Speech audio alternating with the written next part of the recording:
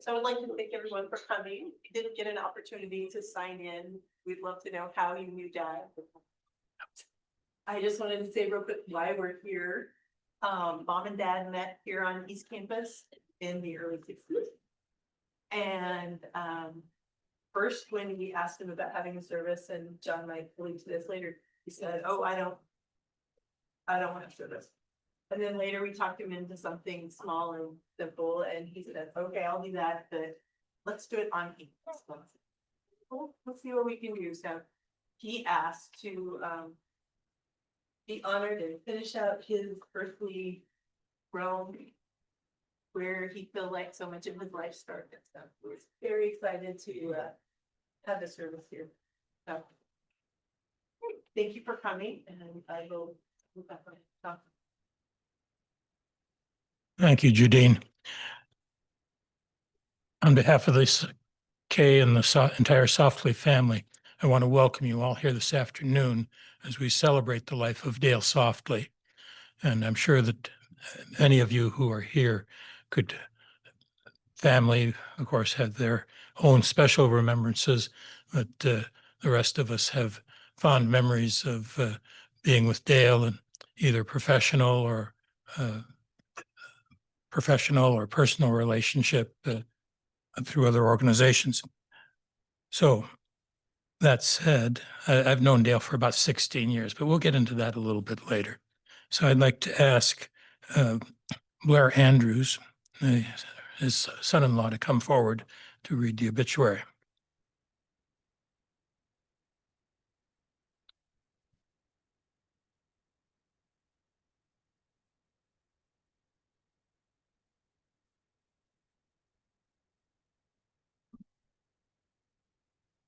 Dale Leroy Softley was born October 8, 1940, to Dwight and Ruth Reams Softley. He passed away after being treated several years for prostate cancer on August 22nd, 2025, in Lincoln, Nebraska. He was 84 years old. He grew up on the farm outside of Grant, Nebraska, where he learned the love of nature and the value of hard work. He graduated from Perkins County High School, where he made many lifelong friends. He was active in FFA as well as rural youth. Many Saturday nights were spent roller skating and enjoying the freedom of the open road. He briefly attended community college in Milford and later enrolled at the University of Nebraska, where his love of learning led to his passion of agriculture and science. While on East Campus at UNL, Dell met the love of his life, Kay Cook, and after a brief courtship, they became engaged and married on December 27th, 1963, beginning a lifelong partnership filled with love, learning, and shared purpose. He graduated with a Bachelor of Science degree in agronomy in 1966 and later picked up a teaching endorsement. He balanced both teaching and farming for many years, and his love of agriculture eventually evolved into agricultural consulting. In 1978, Dale became a certified professional agronomist and later ventured into forensic agronomy as co-owners of S. Arrow Consulting with Kay. Their work took them across the country into unique areas of research, even leading to a feature in the Wall Street Journal in September of 2005. Together, they combined their professional expertise with a love of photography, nature, and discovery. Dale's greatest pride was his family. He was a proud and devoted father to his children, Judine and BD, and guiding presence in their lives. He always provided a willing ear to listen, sage advice, even into adulthood. This joy was amplified with the addition of grandchildren, Sarah, Katie, Kieran, and Grant. Grandpa Dale never missed an opportunity to spend time with the grandchildren, to celebrate their accomplishments, and to share with them the lessons of science and nature. Dale was known for his impromptu science experiments with his grandchildren, turning everyday moments into learning opportunities. A man of quiet service, Dale gave back to his community through church involvement, the Lions Club, ham radio, storm spotting, Civil Air Patrol service, and rescue. He was always ready to lend a hand to friends, family, and neighbors.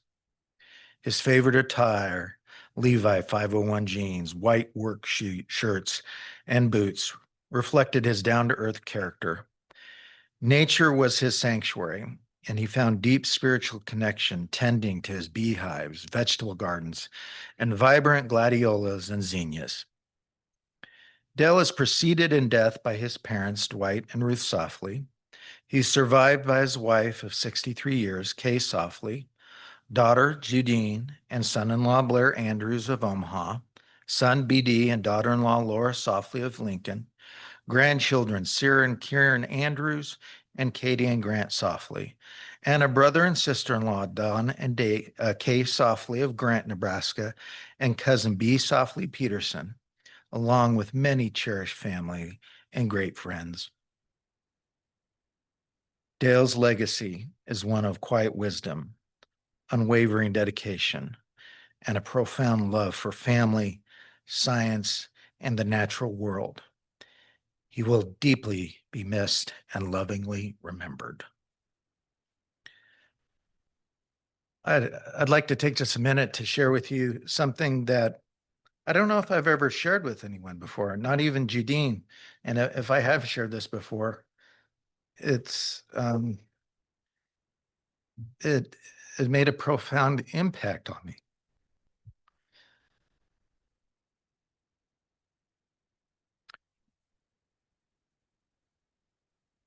One of the best decisions I ever made was to go to Hastings College.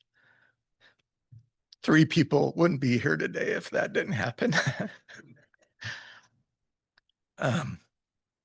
And I was privileged to get to know Dale as the just great father of Judine and BD. And one day he came up to me. I was probably, I think, a junior in college. So this would have been about 1989 or 90. And he said, I want to take you out for lunch. And I was like, okay. He said, I want to talk to you about something. I had no idea what he wanted to talk about. So we went out to Runza, and it was just real close to the campus.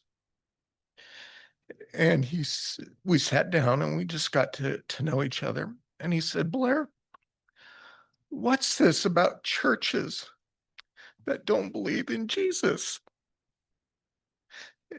The question totally caught me off guard.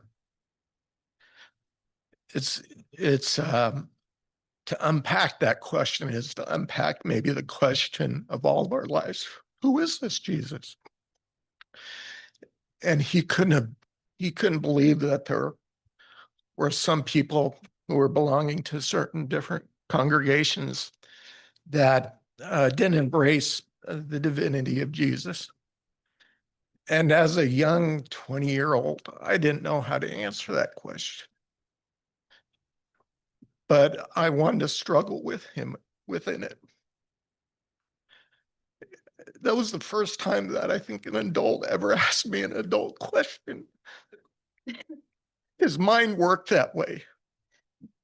His mind was always inquiring about certain things, always willing to look at things from different angles, to pursue truth and beauty, to pursue it wherever it took you. There's probably not a more honest man I've ever known like that. So Dale, as so many of you know, dove into the deep and the shallow with equal vigor and interest. Laura was talking about how on the last good day he had, as we toured around the hospice house, he was digging into the earth, talking about the flowers, trying to teach us city people something.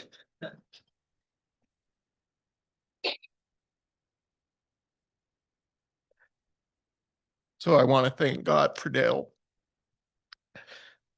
Thank God for his example, for the love that he had for those around him in his orbit. Heavenly Father, we all come to you now, celebrating your beloved son, Dale. He couldn't understand why others wouldn't believe in you. To him, it was so obvious. We thank you for all that he gave to each and every one of us. And we know that his last breath here amongst his family and his wife led to his first breath of heaven and a reunited family. We thank you for the example that he set for all of us. Thank you that he was a man of conviction, a man who cared, a man who taught and loved so well. As we all move through the rest of our lives, help us to remember him in that way. Help his loving wife, Kay, through times of sorrow and when she misses him, and for his children as well and his grandchildren. Help us to remember that we're never far from him, that we'll be with him again. That is our hope. In Jesus' name we pray. Amen.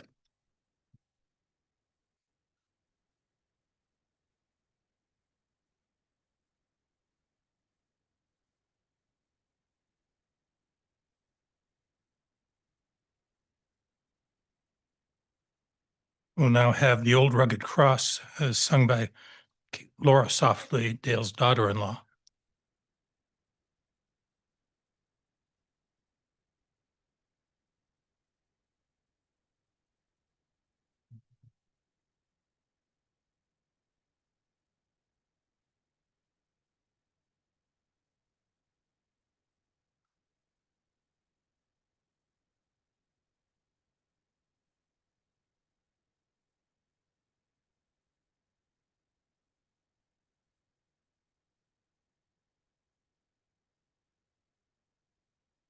On a hill far away stood an old rugged cross, the emblem of suffering and shame.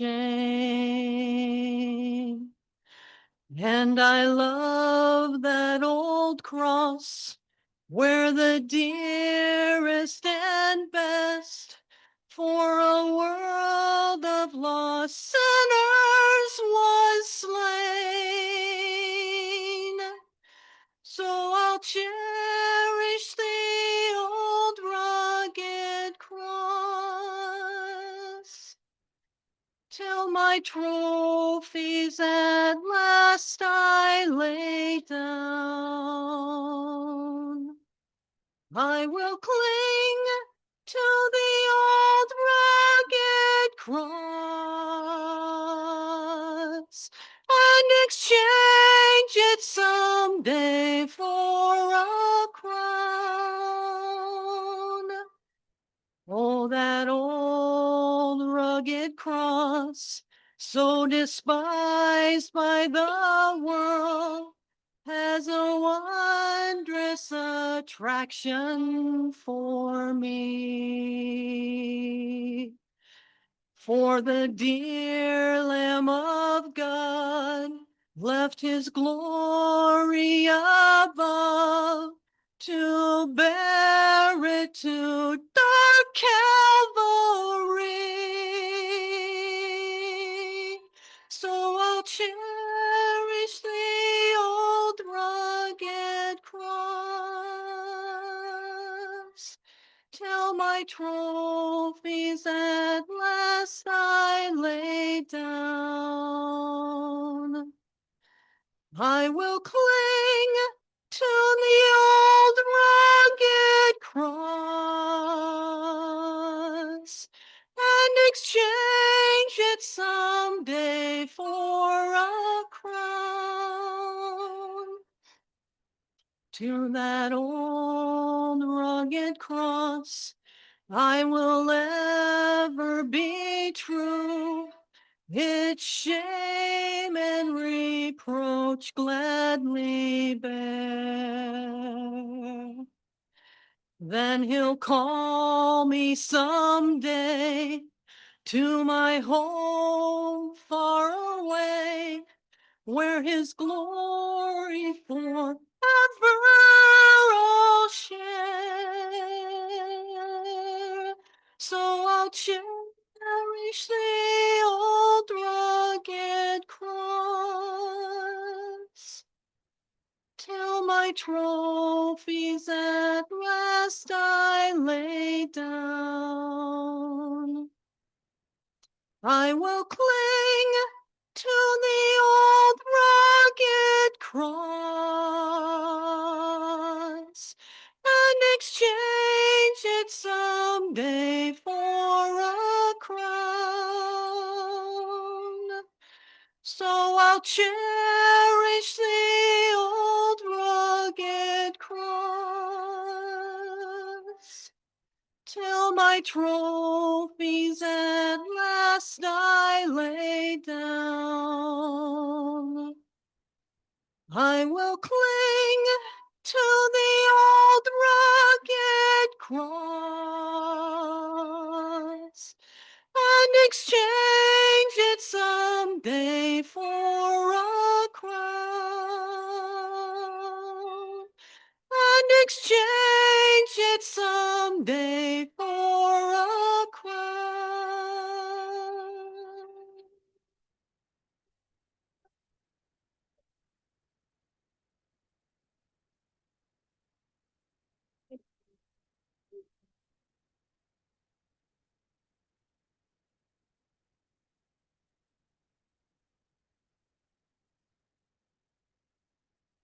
23rd Psalm. The Lord is my shepherd, I shall not want. He makes me lie down in green pastures. He leads me beside still waters. He restores my soul. He leads me in right paths for his name's sake. Even though I walk through the darkest valley, I fear no evil, for you are with me. Your rod and your staff, they comfort me. You prepare a table before me in the presence of mine enemies. You anoint my head with oil, my cup overflows. Surely goodness and mercy shall follow me all the days of my life, and I shall dwell in the house of the Lord forever. At this time, Sarah Andrews, Dale's granddaughter, is going to come forward with some reflections.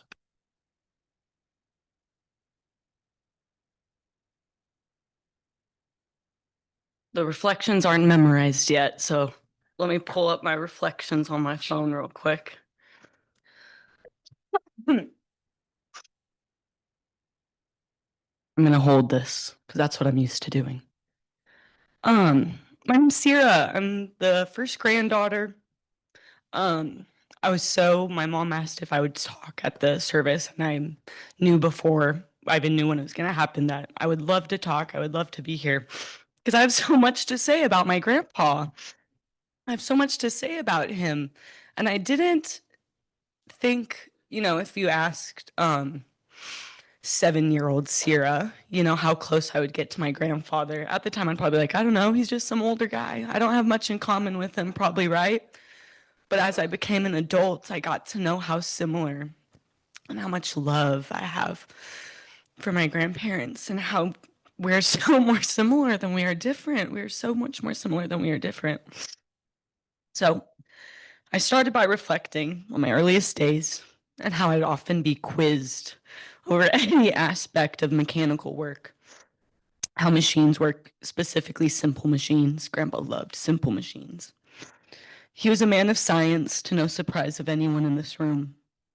And I was well taught in the mechanical process of how bikes worked far before I ever actually learned how to ride a bike. My grandfather's joy of learning has stuck with me and grown in me like a plant of its own. When what I deemed once a passing question Kids always get asked, what are you learning in school? That was something I was asked constantly, and my answers were never in depth enough. I was to describe what I was learning in school, how I was learning it. And I didn't understand how helpful and how important that was until I was out of school. My grandpa's joy for learning is something that inspires me so much.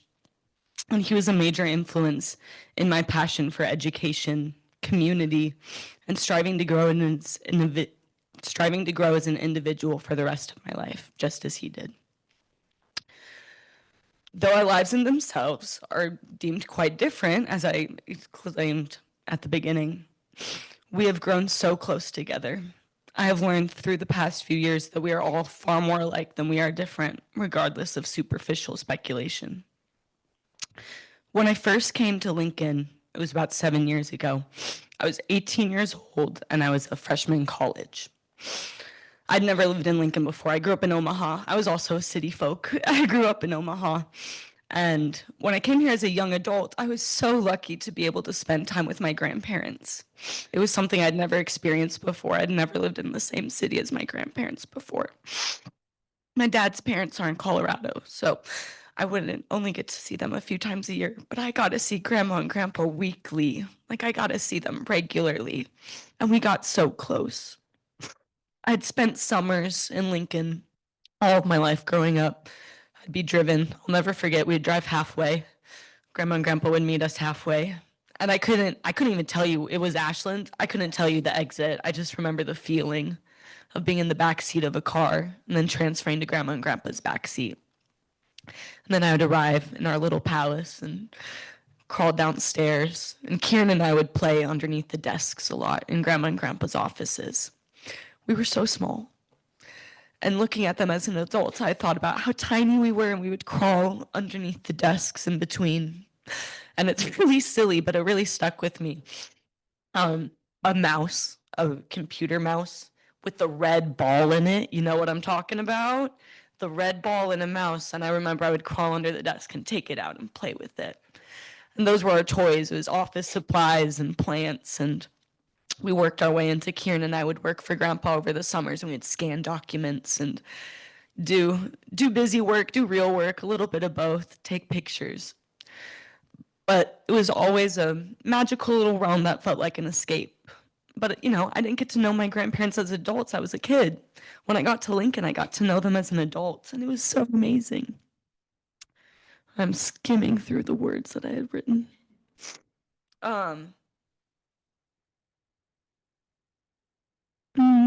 Oh yeah, and also I just wrote about pancakes in the mornings and waking up at grandma and grandpa's. We'd sleep in sleeping bags on the floor in the living room, and there were plants everywhere in the window, and it felt like a little garden, and it was such a lovely time. Well, it wasn't until I became a young adult, which brings me back to entering Lincoln, this lovely town, which I love deeply. I love Lincoln, and I feel like getting to spend time here helped me connect with my love for nature and agriculture. And also, and I'm reflecting on this, also one of my best friends who I met here, her name's Megan. She's from the city. She's from Chicago. So she never really lived in a town where there was nature nearby until she got to Nebraska. And so the two of us together, we lived in Lincoln, we explored, we ran in the fields, and it made me think of being a kid again with grandma and grandpa in the fields. And I saw that full circle. I would spend time in the gardens with grandpa the past 7 years. We would go to the garden and we would be in the dirt. And it was one of those times where I felt like it was the first time I was alone with grandpa. I got to know him and I got to ask him questions. And I loved asking him questions because he had answers and often a question to ask me in return. But we got in the garden and we would play in the dirt, and I loved it. I loved it. I would leave my phone upstairs. I'm 22 years old at the time. And I would leave my phone and just be with my grandparents, and it was amazing.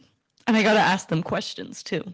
I got to know a lot more stories the past few years than I had ever known before, and it's awesome. Probably about some of you guys in this room too. But I would ask grandma and grandpa about their life, and I learned so much.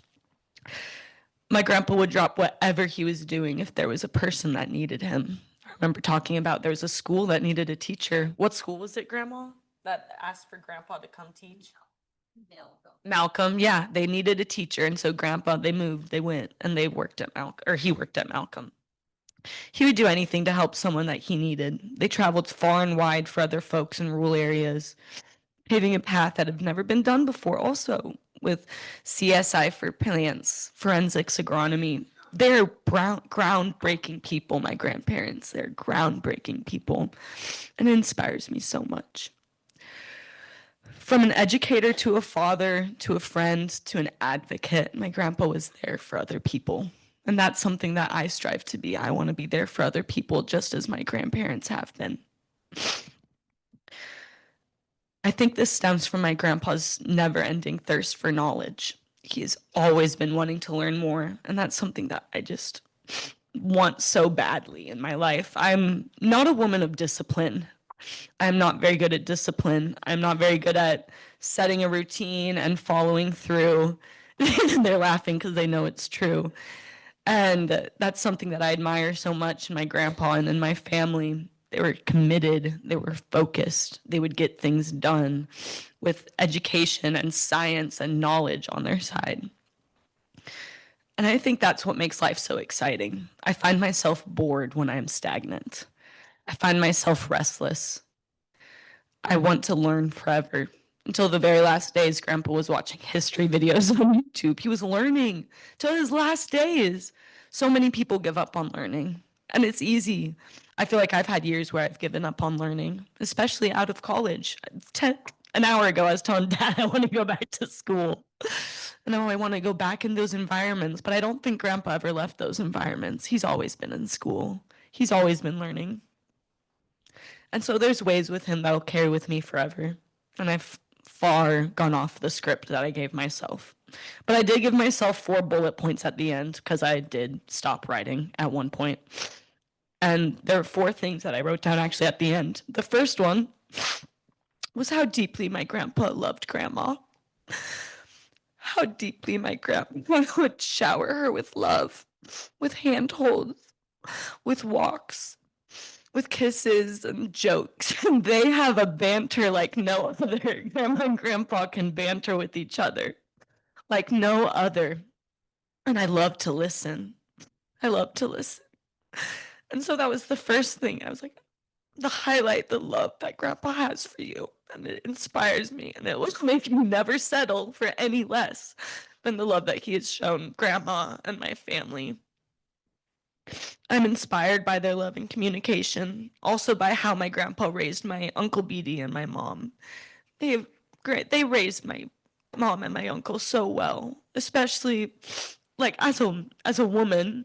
I never felt like I was treated lesser in any sense by anyone in my family. I was given the same toolbox my brother was given, and it wasn't pink. It wasn't pink. I got the same toolbox. I got the same lectures. I got the same lessons. And that's how I imagine it was with y'all as well. There was never a gender difference. There was never an intellectual difference.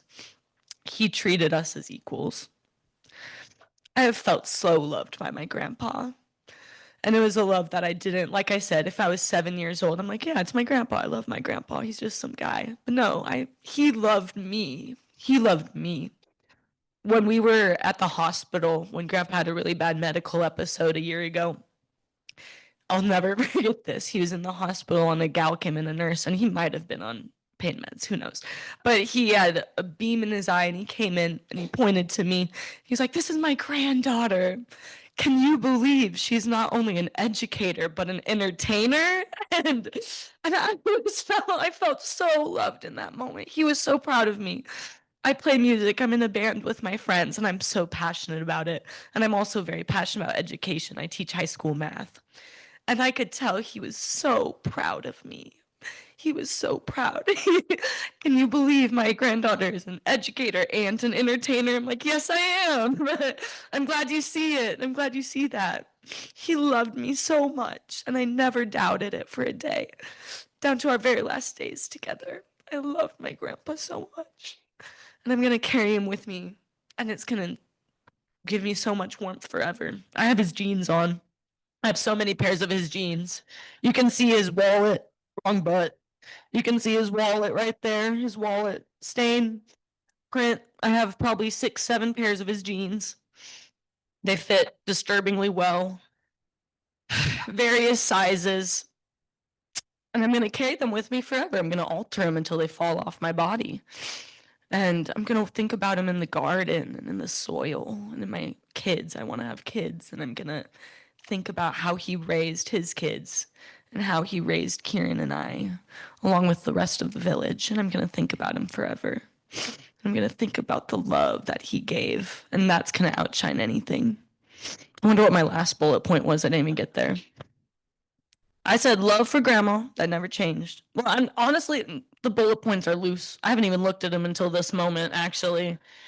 They were, and then I said inspired by their love and communication. And then I was raising the kids, how amazing y'all did with that. And then the last thing I put was strength and luck and how I will carry him with me forever. That was the last thing I wrote when I was brainstorming in a coffee shop a few days ago. But that sums it up, I think. That tells you how great of a man he was and how on the outside we may look so different. You know, like just how our lives have looked, how I've grown up versus how fast times are changing. But every single one of us is so much more alike than we are different. And I'm preaching to the choir, but I feel like that's a message that just needs to be felt and seen and heard, that we are here for each other. My grandpa was here for me, and I'm going to be there for him forever. So thank you guys for listening to me ramble. Thank you for the love, and thank you for being here.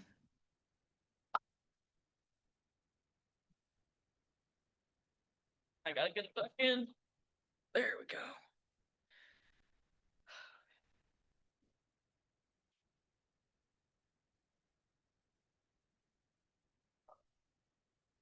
In the life tribute section, I'm taking the MC's prerogative and going first. And after I'm done, then anybody that wants to share may do so. I first met Dale and Kay about 15 or 16 years ago when they came to visit the Lions Club that I'm a member of. And they came to check out the club, see what we were like. 16 years later, we're all still there. And it's been a fun ride, some changes along the way, no doubt. But Dale was always wanting to be involved. He found things that he could do that would serve the community. And one of those was collecting eyeglasses from the different optometrists around the city, from the collection boxes. The last few years, as his illness progressed, it wasn't so easy for him. And I took over the route along with Evelyn, and we've been doing that since. I remember working with Dale on his application for Sons of the American Revolution. And just as Kay is a member of the Daughters of the American Revolution, there is a group for men. It's not very well known, but it's out there. So he proved that he did have a Revolutionary War ancestor, and tracing back, finding the records that connected one generation to the next, all the way back to that Revolutionary War patriot, was an interesting trip, because government records are not all that you expect. They leave a lot of gaps, and you find a lot of little weird things, birth dates that are transposed, or calculations that should be easy to prove but aren't. So we worked with that on the application form, and it got approved. So that all happened. But it came time not long ago where there was a phone call. I got home and everyone told me that Dale wanted me to call him. So I did, and ended up going by to visit with him. And he was at the hospice house at this point. So we sat down, and he asked me if I would be willing to conduct this service when the time arrived. Well, you can't very easily say no to a dying man. At least I can't. So I know. Interesting question to be asked. So we sat there and talked about it. I said, okay, but when I think of you, and I was saying this to Dale, when I think of you, I see somebody out playing in the dirt. Because that was my impression. That's what I knew of his profession, and as the son of a farmer and grandson of a farmer, I've got farmers in my family tree going way back. I broke the pattern. At any rate, that was the comment. And he sat there, laid there in his bed, and he said, "Yeah, I'd have to agree with that." And clearly, he did like playing in the dirt. So he said, "Then I don't want that traditional memorial funeral service that it's such a downer. I don't want that. I want people to be happy and celebrate and remember." Okay. So is there any particular music that you want or don't want or what? He said, "How Great Thou Art." Got to have that. And that's coming up here in a little bit. But that's one.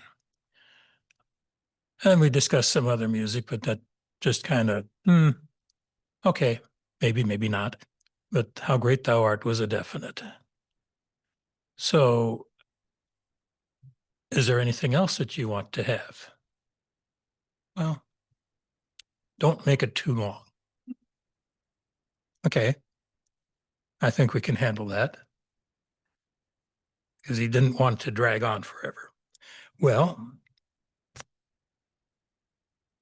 what message? What message do you have for your family, for your children, your grandchildren, and for your wife? And he said, "I love them all. But I would tell them this, that I feel," and these are Dale's thoughts, "that we, Kay and I, have shown them the path, helped set them on a course that of their choosing, but help them get a good start. And I believe that they've done well. And I just want them to continue on that same pathway, and the grandkids especially. They want you to choose your best options in life and pursue them, just as your parents have and your grandparents." So I asked him if there was anything else, and he said, "Well, the reason I didn't want a big church service of any kind is he felt like his church was the great outdoors." And it makes sense. I mean, like I said, I'm a farm boy, and I can identify with that, because where I felt the best growing up was out there in the dirt and the dust and the noise of the machines, watching the grain grow. Just this fall, wasn't that many weeks ago that the corn was green and still growing. In these last 10 days, the ears have dropped. The stalks are now brown. Harvest is here. It's another season of life. And there's one thing important that I want to just close with, and this is more from a genealogy standpoint. That there's an interesting thought that no one is truly dead until no one utters their name, no matter how many generations back, because someone still remembers you. So remember that. Your grandfather loved you dearly, and it showed. So now, if there is anyone else that wants to come forward at this time, please feel free. Microphone is here.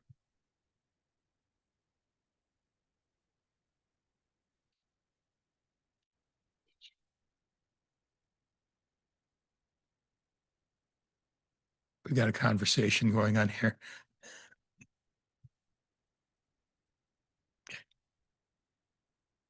I would. Okay. I would. You want me to come up there? I can bring the microphone to you. I gave a good hug.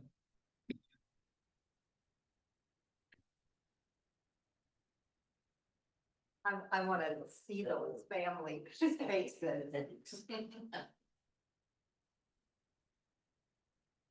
I live in the Northgate community where Kay and Dale spent the last years together, and I first knew them as card players. Now, that hasn't been mentioned yet. And we played pitch for a while. Pardon me? Oh, I don't know if they knew it. Did you know it before you came to Northgate? Okay, well, BD came often with them. And that he's the only one I knew for a long time. But Kay and Dale would talk about Janine and BD and their family. And I know a lot about them that's been shared today. But Dale is known by some people at Northgate that don't know him very well as the man with the big stick. And I looked for it and I thought, where is that big stick today? And I found it. And one of the things that we found out about Dale was the love of the land. And we have a lot of trees on the Northgate property that aren't native. And we needed some help with those trees. And I thought for a long time he was an arborist, not an agronomist, because we asked him for help with the trees. And he gave us a lot of helpful information, and he indeed educated others the whole time, all of his life, and we learned from him. And I appreciate very much having them in our community, and I know that Kay will tell me lots more in the coming days. And thank you for the privilege of opening this to friends.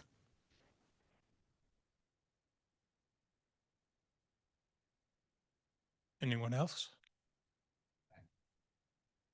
I mostly know Kay, but I also know Dale because he gave me plants. Yeah, I had a lot of plants, especially what I call mother-in-law's tongue. Some people call snake plant. And his pictures, oh my goodness, he had so many beautiful pictures. And they put them in a book. And I just really enjoyed that, and I enjoyed talking to them. And I dearly love you, Kay.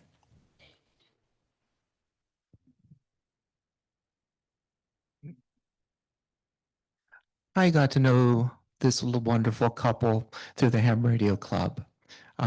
Showed up one day and Kay immediately is like, hi, and drew us in. And I can tell you something, I would just only get a random call and we would talk. And he'd ask me some questions. But I can tell you 100% that after he got done with his questions, it was bragging about his kids. He was so proud of you guys.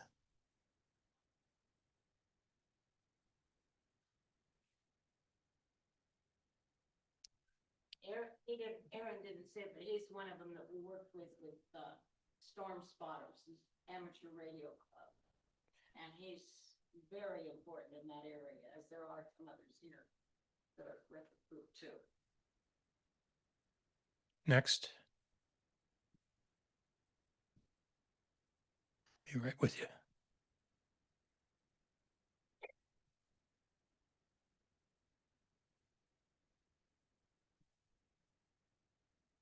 I think I'll walk up in front. I haven't seen all of you at one place at one time. So anyway.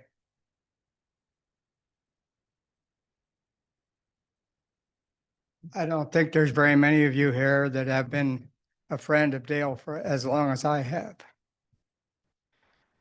I think the first time that I can remember being there was being in Grant, and don't know how I got there or what reason. But one of the things that we did when we were there was he got a hold of one of his friends and we went for an airplane ride. many times that we've been cross paths, and I don't know exactly when or where we met to start with. But we went, he mentioned being in rural youth, and I can't remember ever being in a rural youth meeting or any place where he was or had been. And for some reason, that's either dropped out of my head or whatever, I don't know. We've been friends for a long time. We've been to, many places where he had suggested or been. I can remember when Dale and his son came out when I was irrigating out in the field. I can remember times when we were, I don't know exactly what classes, I don't know that we ever had a class exactly together. But I do know that we were going to college at the same time. He mentioned about going to Milford. He also mentioned about a fellow that he liked to get his hair cut in Milford at. So for me, being in the city and not being out on the farm, I went to get out of town. So I went out to Milford to get my hair cut when I was in college. As we went along to college, sometimes we roomed together and had other roommate with us too. Also, that was in a basement in an apartment down Holdridge Street. I can remember, I'm not sure that I ever was called on. I had a car, and my other friends that lived there had a car also. And I can't remember of ever having to push Dale's car to start it. Mine would start, and the other friends, his car wouldn't start. And so we could push the car to make it start. Also, we done things that being connected in agronomy. I taught school for 8 years in vocational ag. I also taught in Nebraska and in Minnesota. And I don't know that we were connected at the time, but when I got back from Minnesota and started farming, I took and started working partnership with another agronomist and did run some of his routes in agronomy from northeast Nebraska down to around central Nebraska. We took when we were in college, I never knew that he was dating Kay or anything like that. And so anyway, we was at their wedding, my wife and I. My wife passed away in 2001, but so I've been a bum ever since. But I would like to say, they were married the week before we were. And I didn't realize that either. But anyway, we were married out in Nebraska, central Nebraska. So anyway, knowing Dale and Kay for a long time, Dale mostly, but Kay too, why we've traveled a lot of roads together in the same, not together lots of times, but in the same occupations and save the same area. I don't know how many fields I've checked and how many places I've been. And so anyway, he's been a good friend for a long, long time.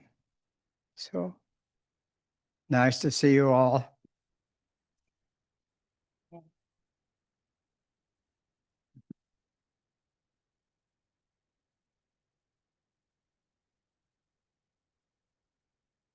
Anyone else?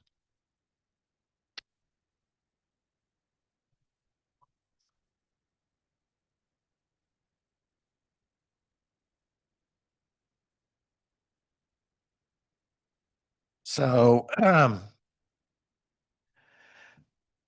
I hope you guys don't mind the language I'm about to use is a little bit coarse, okay? Because the first time I met Dale, the word came out of his mouth, and I'll tell you how it happened, that shocked his daughter so much, but I loved it. Uh, Judine and I met at Hastings College, as I mentioned earlier, and we had a really vibrant Christian student community down there. Kids from all over the nation, really, from all different religious backgrounds, Catholics, Lutherans, Methodists, Episcopal, Baptists, Bereans. We all came together on campus and had a really great experience, and we loved each other. And one of the things we would do on Sundays is we'd go to everyone's different churches. And one Sunday, I got to go and I met Kay and Dale for the first time, and we went to Grace Methodist Church. And I remember sitting in the back seat with Judine, and Dale had a sports jacket on. And I don't know what you were wearing, Kay. I'm sure it was beautiful. Yeah. But we were driving in this big sedan, and we were in the back, and all of a sudden, Dale had to kind of like scoop forward, like real quick. And Kay's like, Dale, what are you doing? And Dale go, I almost got assholed by that guy behind me. Now, Judine and I, we never dated in college or anything like that, but we were just good friends. And I just remember trying not to look at her, but there was this blush that came over her. I loved it. I came from a group of guys that used very colorful language all the time, and I knew I could love this guy. And he's the guy of the earth. That's honest, my first memory of Dale. This year, a sweet memory. So you don't think he's so salty? Yes, so this is we're in Grant, Nebraska. It's the summer. It's hot, dry,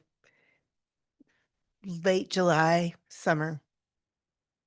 And Dad says, Judine, come outside with me. I'm like, I'm 7. I'm like, all right. So he takes me outside. I'm 7, 8.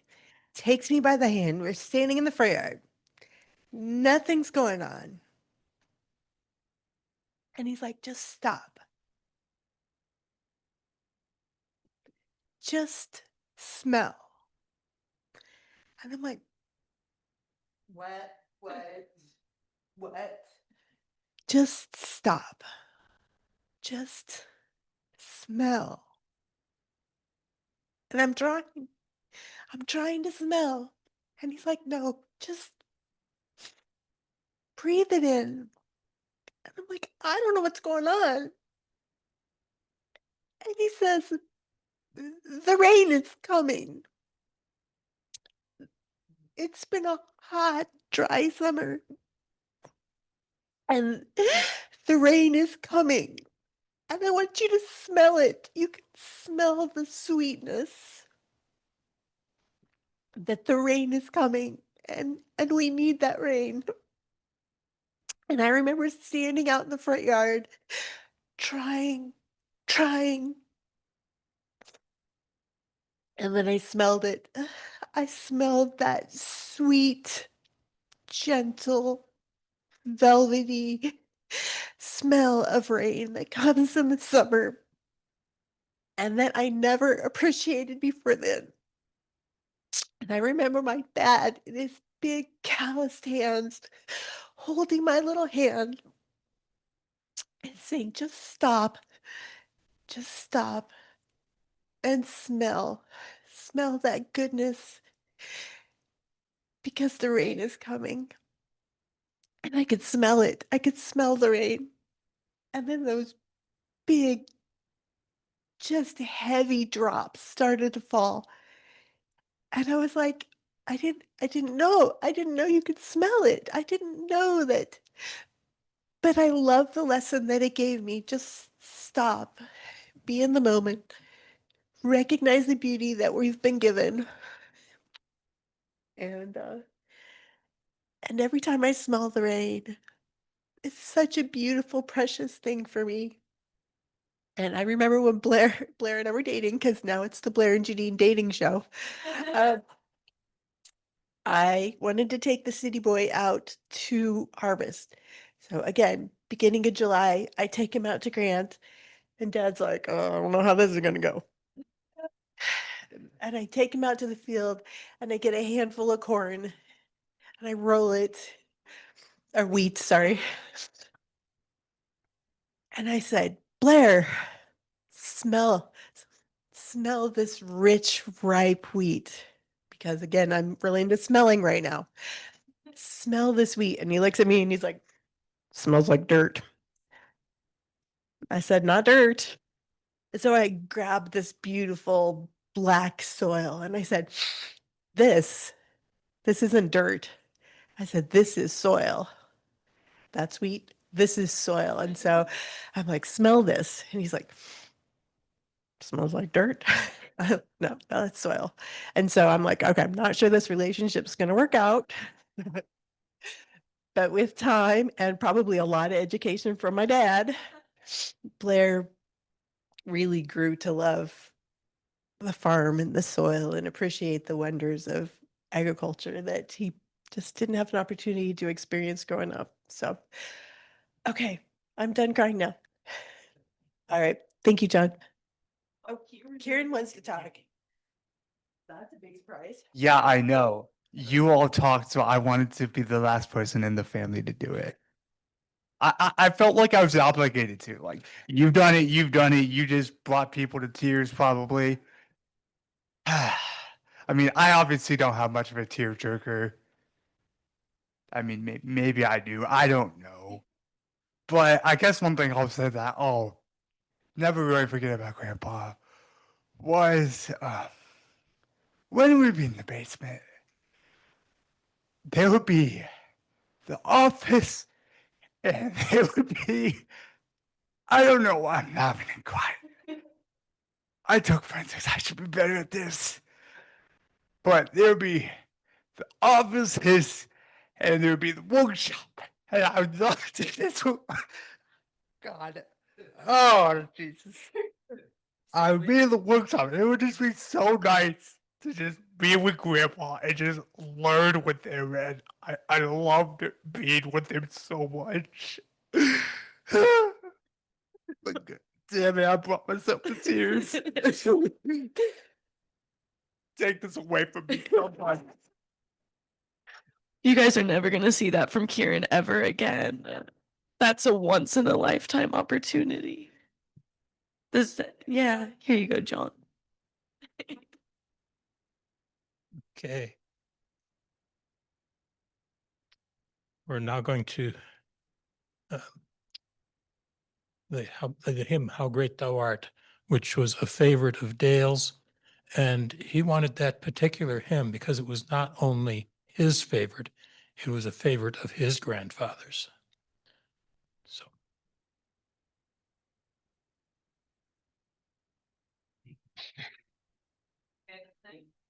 Yeah, stand and sing, please.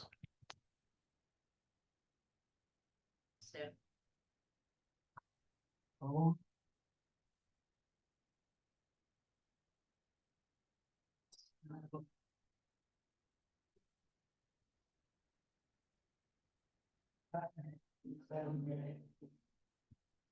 I see the stars, I hear the rolling thunder, thy power throughout, the universe display. Then sings my soul, my Savior, up to thee. How great thou art, how great thou art. Then sings my soul, my Savior God to thee. How great thou art, how great thou art.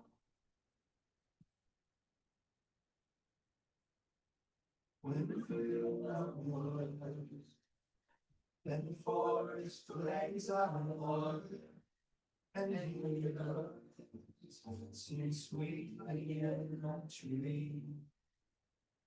When I look down from lofty mountain where and hear the glow and feel the gentle breeze, then sings my soul, my Savior God to thee. How great thou art, how great thou art. Then sings my soul, my Savior God to thee. How great thou art, how great thou art.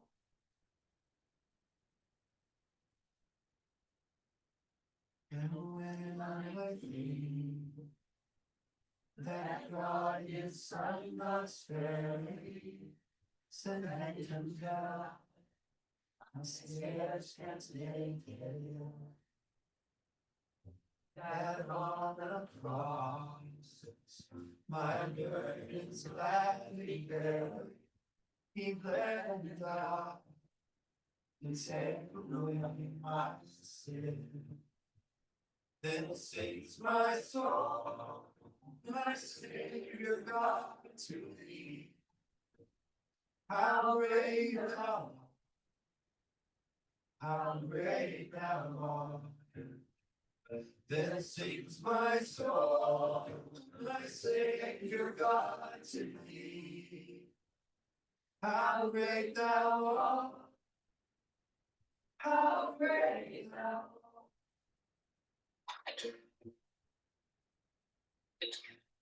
When Christ shall come, with shout of acclamation, and take me home, what joy shall fill my heart.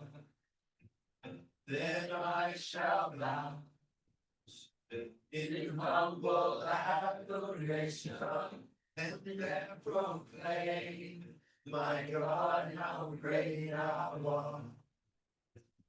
Then sings my soul, my Savior God to thee. How great thou art, how great thou art. Then sings my soul, my Savior God to thee. How great thou art, how great thou art, how great thou art, how great thou art.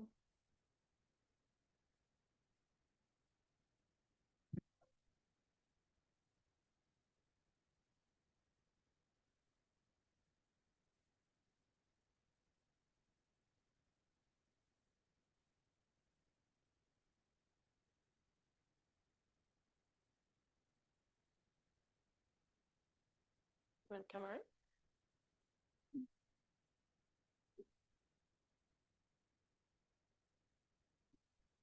Well, Mom's trying to get the thing in gear here. I'm BD. Thank you much for coming. For those of you that have noticed or read in the back, this is the box for Mom and Dad, and it's right now is backwards. Sorry, you weren't supposed to see the cut edge on the back there, but anyway, Dad asked me to make this. This is from the Cattle Pens of Grant. Thank you, Don. These are from one of the barns at Mills, which was brought down from my uncle Todd. And so this is their cremains will be mixed together after Mom passes. And then I can explain the rest if anyone's got any questions on the memory table. But other than that, thank you so much for coming. He made his world better, and I hope he made yours better too.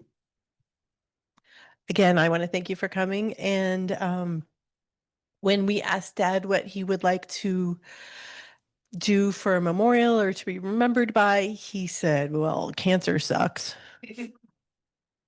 He's like, if you could cure cancer, that would be great. And I said, we're working on it really hard. But he wanted very much to be able to reach out to the men in Nebraska. Again, his heart for education. So he wanted his memorial money to be able to go out and make flyers to educate men in rural Nebraska about prostate cancer and cancer screening. So I happen to work at the Med Center. So we have a program that we're working with, and hopefully we're doing something with the extension service where our farmer friends come in once a year for their herbicide, pesticide, application, education. That would be it. Applicator's license. So anyway, we are going to hopefully work with them to hand out information on prostate cancer and general cancer screening. And I think we're going to also have tables at Husker Harvest Days and the State Fair.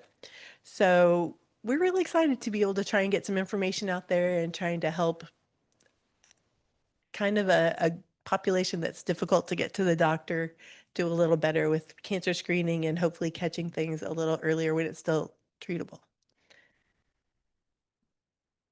Thank you, kids.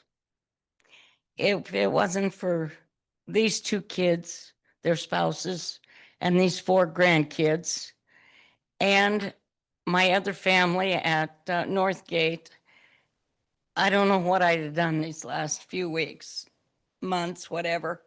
But I want to thank all them and thank all of you for coming.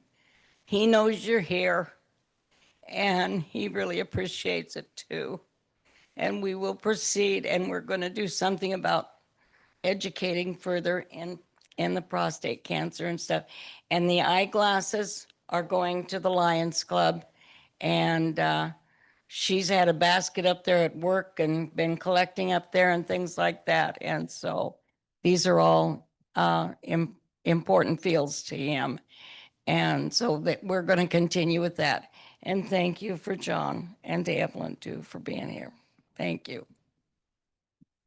All right. If you would like to have a cookie or a cup of coffee, visit with friends, look at some things. Thank you. Sarah has no lack of stories, and we've documented.